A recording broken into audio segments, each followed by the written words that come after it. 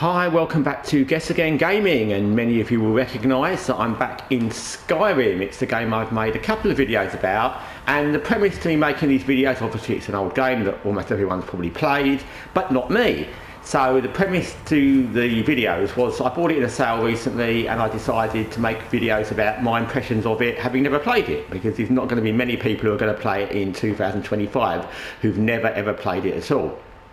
So I played the first time and I enjoyed it. I made a video, I kind of liked the game, and then if you watch the second video, I got a vampire curse which I couldn't shift. I went back to a previous save and started from there, and I got cursed again in a different place and I still couldn't shift it. Thanks to all the people who made comments about how I can shift it and what I should do differently, and the fact that I could continue being a vampire really.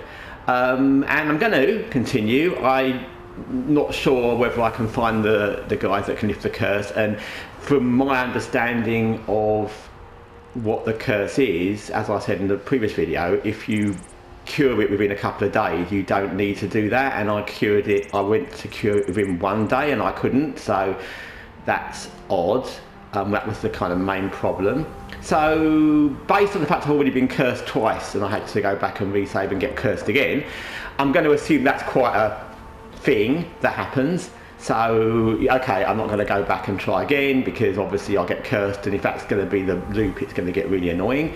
So I decided to continue on, and I'll see where I get to. I'm not sure how being a vampire is going to affect my overall playthrough. Obviously this is very early, I've become level 5, so there is the map as far as I've explored it so far. So it's very early to be a vampire, so I'm not sure. Like I said, all I found so far is when I go outside, obviously there's this kind of shimmering in the light, and it's obviously you don't like the light, but then after that you can stay in the light. So I'm not quite sure how it's going to affect me. I'm not sure if the vampirism has any other effects ongoingly, is that a word? Anyway, we'll see. I would say about the game, which I think I said in the last video, I'm not overly, I can't think of the right word, impressed with that, because many of the games I played that are similar to this, I would say The Witcher, I would say Dragon Age, I would say Kingdoms of Amalur, all those games, which all have similarities to this. And I've played games before this, so it's not because this is a 2009 game. I've played games long before this on PlayStation 2.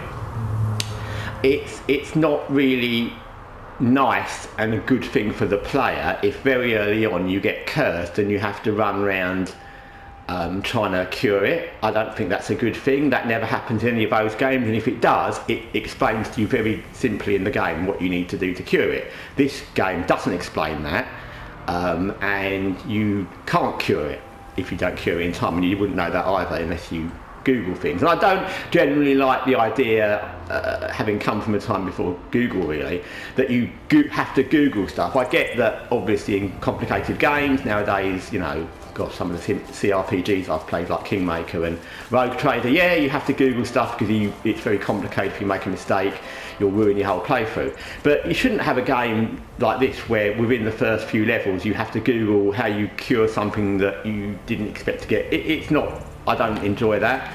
I don't think it's a good aspect of a game. So I'm bearing that in mind for the rest of the game. I don't like games where they do something to make you feel negative or something you can't fix through no real fault of your own that you couldn't know would happen, and then don't really explain what to do about it. I don't find that fun. I don't know why they would do that.